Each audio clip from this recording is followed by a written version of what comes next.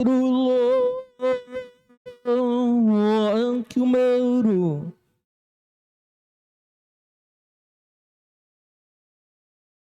Allahu Akbar. Allahu Akbar.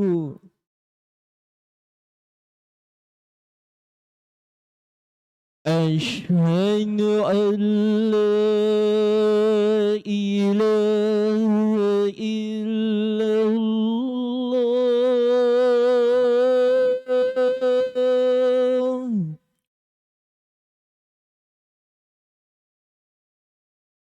أشهد أن لا إله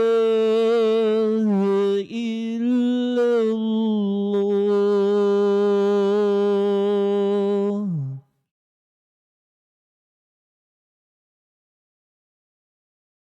أشهد أن محمد رسول الله.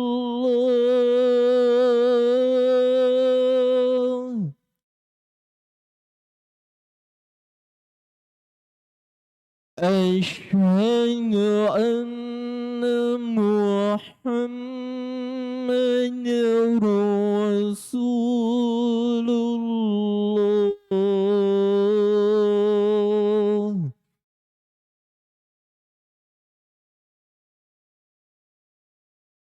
حي على الصلاة.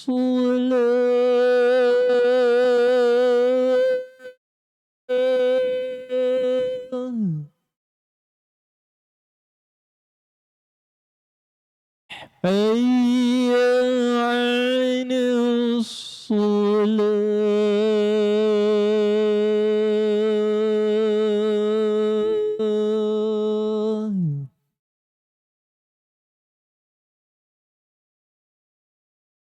حي على الفلاح.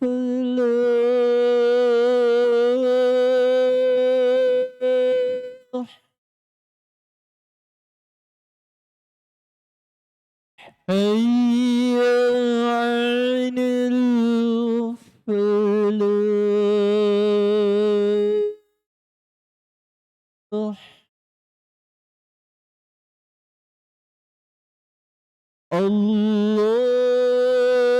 الله أكبر. الله أكبر. لا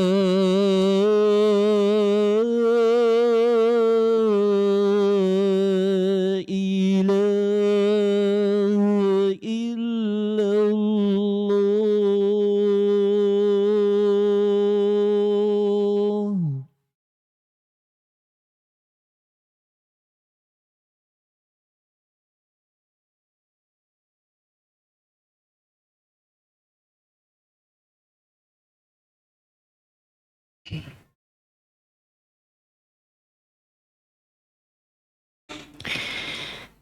إن الحمد لله نحمده ونستعينه ونستغفره ونتوب إليه ونعوذ بالله من شرور أنفسنا ومن سيئات أعمالنا. من يهده الله فلا مضل له ومن يضلله فلا هادي له. أشهد أن لا إله إلا الله وحده لا شريك له وأشهد أن محمدا عبده ورسوله وحبيبه وخليله سفيره بينه وبين عباده. أرسله الله رحمة للعالمين وإماما للمتقين وحجة على الخلائق أجمعين. أما بعد، فيا أيها المسلمون الكرام وزمرة المؤمنين، أوصيكم ونفسي بتقوى الله فقد فاز المتقون. قد قال الله تعالى في كتابه الكريم: يا أيها الذين آمنوا اتقوا الله حق تقاته ولا تموتن إلا وأنتم مسلمون. Alhamdulillah, alhamdulillahi rabbil alamin, Segala puja bagi Allah Subhanahu wa taala, Rabbul Izzati wal Jalalah, Rabbul Alamin. Rabb yang telah memberikan nikmat kepada kita semuanya, yang telah memberikan karunia kepada kita semua untuk bekal kita menghadapnya kelak di yaumul akhir. Salawat dan salam senantiasa tercurah kepada Nabi yang mulia, Rasul kita tercinta, Nabi Muhammad sallallahu alaihi wa ala alihi wasallam. Ma'asyiral muslimin rahimani wa rahimakumullah. Di muka bumi ini setiap tahun demi tahun, setiap zaman demi zaman pasti adanya pertarungan antara satu dengan yang lainnya. Ada yang bertarung memperebutkan kekuasaan, daerah, wilayah. Ada yang bertarung memperebutkan harta kekayaan. Ada juga yang mungkin bertarung memperebutkan seorang wanita. Yang itu pasti terjadi dari setiap masa dan masa yang mungkin hari ini pun kita menyaksikan di belahan dunia yang lainnya. Namun ada satu pertarungan yang abadi yang kita jalani setiap hari, setiap saat, setiap waktu yang tidak boleh kita lengah darinya, yaitu pertarungan kita dengan makhluk yang telah Allah kutuk, dengan makhluk yang Allah Subhanahu wa taala laknat, dengan makhluk yang Allah Subhanahu wa taala nyatakan sesat padanya, iblis laknatullah dan juga bala tentaranya. Maka ketika iblis laknatullah telah menyadari bahwa ia dinyatakan sesat oleh Allah Subhanahu wa taala, menjadi makhluk yang terkutuk, maka ia pun meminta tangguh kepada Allah untuk bisa menyesatkan manusia yang Allah Subhanahu wa taala abadikan di dalam surah Hijr. Qala rabbi, wahai Rabbku, bima aghwaytani, disebabkan karena engkau telah menyatakan aku tersesat, la uzayyinanna lahum fil ardi wa la ughwiyannahum ajma'in. Pasti kata iblis Allah, pasti aku akan jadikan kejahatan indah di bagi manusia di muka bumi ini. Wa la ughwiyannahum ajma'in, dan pasti aku akan sesatkan mereka semuanya. Maka di dalam surat yang lain, ia pun mengatakan di hadapan Allah Subhanahu wa taala, la ya'tiyannahum, akan mendatangi manusia, min baini aidihim, baik dari sisi depannya, wa min khalfihim, baik dari arah belakang, wa an aimanihim, dari arah kanannya, wa an syama'ilihim, ataupun dari arah kirinya. Semua cara akan ditempuh olehnya dan juga bala tentaranya untuk menyesatkan manusia kepada jalan yang tersesat. Oleh karena ma'asyiral muslimin rahimani wa rahimakumullah, di dalam Al-Quranul Karim, di dalam sabdanya juga Nabi SAW senantiasa mengingatkan kita semuanya. Allah Subhanahu wa taala dalam banyak ayat juga mengingatkan bahwa ia adalah musuh yang nyata bagi kita, aduwwum mubin, diakui ataupun tidak. Dan Nabi SAW di dalam banyak adab-adab keseharian yang kita juga banyak diperintahkan untuk menyelisihinya, menyelisih iblis laknatullah dan juga bala tentaranya. Dari hal yang mungkin kita anggap ringan, seperti makan, minum dengan tangan kiri. Nabi yang mulia alaihi salatu wassalam mengingatkan, la ta'kulu bishimal, fa inna syaitana ya'kulu bisimal.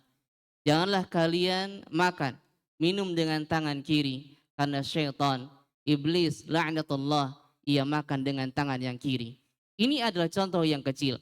Dan banyak contoh-contoh yang besar yang lainnya yang Nabi SAW ingatkan kepada kita bahwa kita adalah musuh yang nyata baginya, yang ini adalah pertarungan besar sampai hari kiamat, sampai kita meninggal dunia.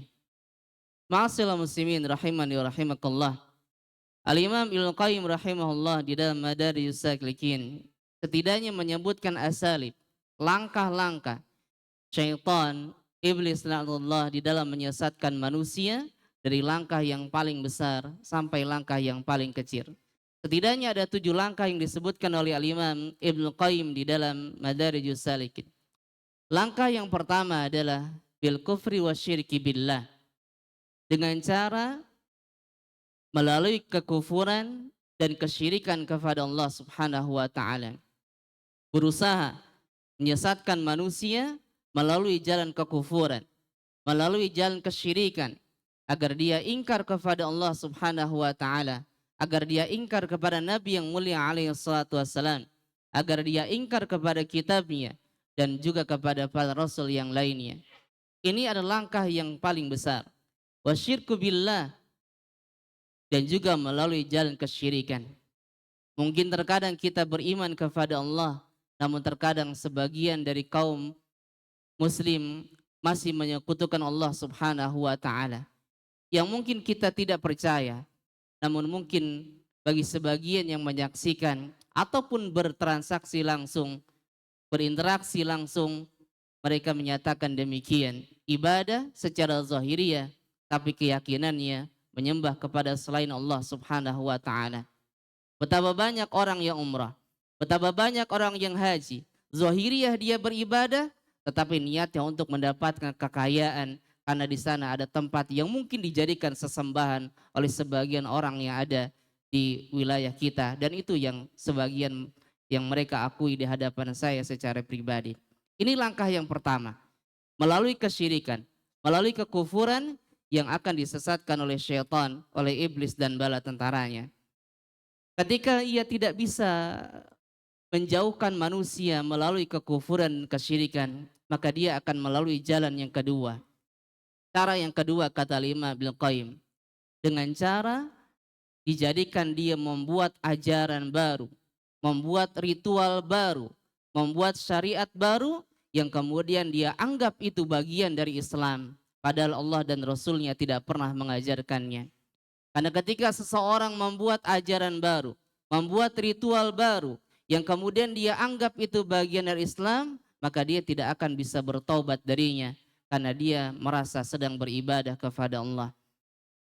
Maka ketika ini tidak bisa dilakukan oleh iblis la'natullah, langkah yang ketiga kata Imam Ibnu Qayyim adalah bil kabair, melalui dengan dosa-dosa besar yang dilakukan olehnya. Maka banyak para ulama menulis, mengumpulkan sekian banyak dosa-dosa besar, baik dosa besar yang berkaitan dengan amalan lisan, baik dosa besar yang berkaitan dengan amalan fisik, ataupun dosa besar yang berkaitan dengan amalan hati. Yang itu perlu kita pelajari. Al-Imam Az-Zahabi di dalam Al-Kabair, Al-Imam Al-Haytami di dalam Az-Zawajir, dan yang lain sebagainya. Ketika melalui dosa besar, manusia tidak bisa tersesat.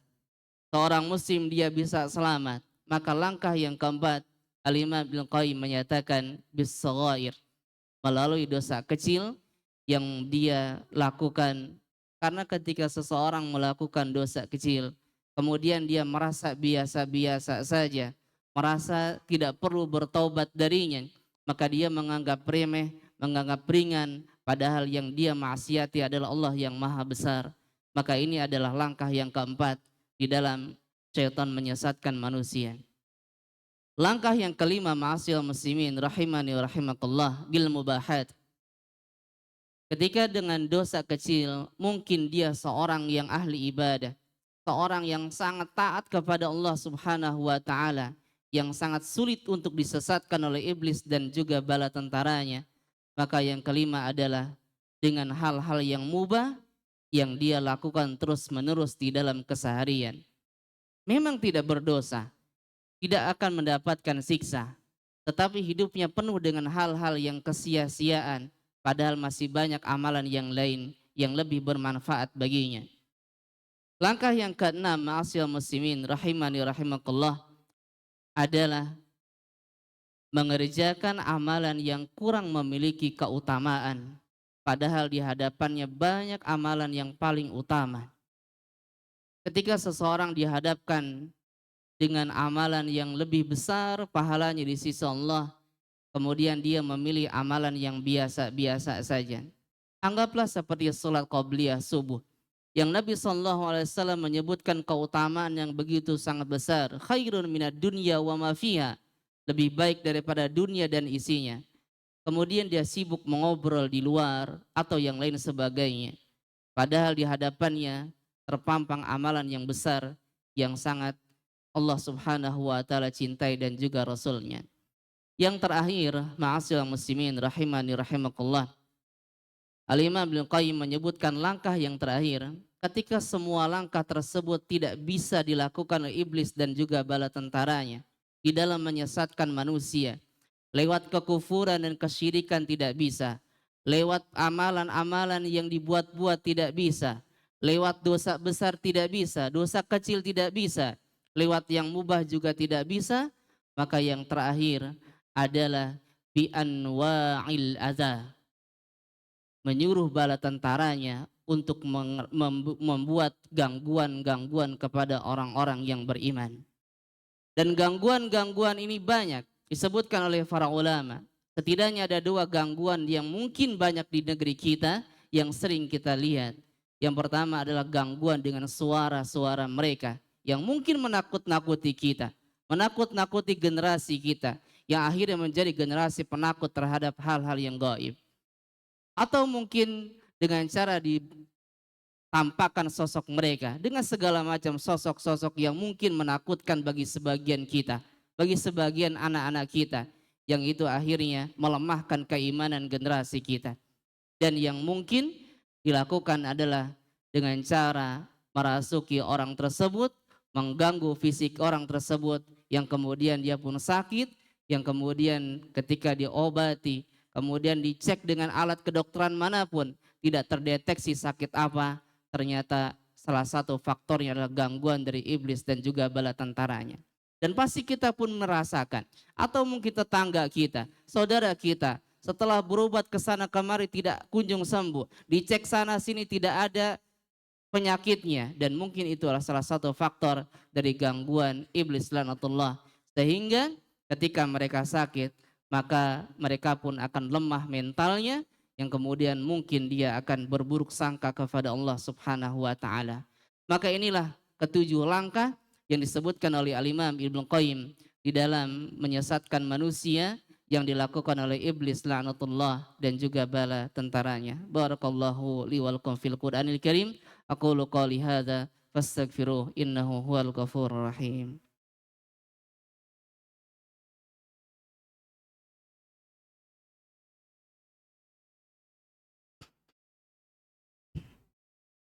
Alhamdulillah, alhamdulillahi rabbil alamin, wassalatu wassalamu ala nabiyil karim wa ala alihi wa sahbihi ajma'in, amma ba'd. Ma'asyiral muslimin rahimani wa rahimakumullah. Maka ketika Allah Subhanahu wa taala menurunkan Adam alaihissalam beserta istrinya ke bumi ini, setelah ia melakukan kemaksiatan yang kemudian Allah turunkan, maka Allah Subhanahu wa taala memberikan wasiat kepadanya, faman ittaba'al huda fala yadhillu wala yashqa. Barang siapa yang mengikuti petunjukku, maka dia tidak akan tersesat dan tidak akan celaka. Maka ini adalah solusi dari Allah Subhanahu wa taala ketika Allah menurunkan Nabi Adam alaihissalam dan juga istrinya disebabkan karena kemaksiatan dari gangguan godaan iblis laknatullah, yang Allah Subhanahu wa taala menyebutkan faman ittaba'al huda, barang siapa yang mengikuti petunjukku fala yadhillu wala yashqa, maka tidak akan tersesat dan juga tidak akan celaka. Inilah yang perlu kita perhatikan agar kita senantiasa mempelajari petunjuk-petunjuk Allah Subhanahu wa taala di dalam Al-Qur'an, petunjuk Nabi yang mulia alaihi salatu wasallam di dalam sabda-sabdanya, dan penjelasan para ulama di dalam memahami keduanya. Semoga Allah Subhanahu wa taala melindungi kita semua, keturunan kita, saudara kita kaum muslimin dari gangguan syaitan iblis laknatullah, wa min syarril waswasil khannas, dari bisikan mereka yang senantiasa bersembunyi, agar kita semua bisa selamat, agar kita semua bisa bahagia berjumpa dengan Nabi yang mulia alaihi salatu wassalam di surganya kelak. Allahumma amin ya rabbal alamin. Inna Allah malaikatahu salluna ala nabi ya ayyuhalladzina amanu sallu alaihi wa sallimu taslima. Allahumma salli ala Muhammad wa ala ali Muhammad kama sallaita ala Ibrahim wa ala ali Ibrahim innaka Hamidum Majid, wa barik ala Muhammad wa ala ali Muhammad kama barakta ala Ibrahim wa ala ali Ibrahim innaka Hamidum Majid. Allahumma ighfir lil muslimin wal muslimat والمؤمنين والمؤمنات الأحياء منهم والأموات إنك سميع قريب مجيب الدعوات ويا قاضي الحاجات ربنا لا تزغ قلوبنا بعد إذ هديتنا وهب لنا من لدنك رحمة إنك أنت الوهاب اللهم أعز الإسلام والمسلمين اللهم أعز الإسلام والمسلمين اللهم أعز الإسلام والمسلمين ربنا تقبل منا إنك أنت السميع العليم وتب علينا إنك أنت التواب الرحيم ربنا آتنا في الدنيا حسنة وفي الآخرة حسنة وقنا عذاب النار سبحان ربك رب العزة عما يصفون وسلام على المرسلين والحمد لله رب العالمين أقيم الصلاة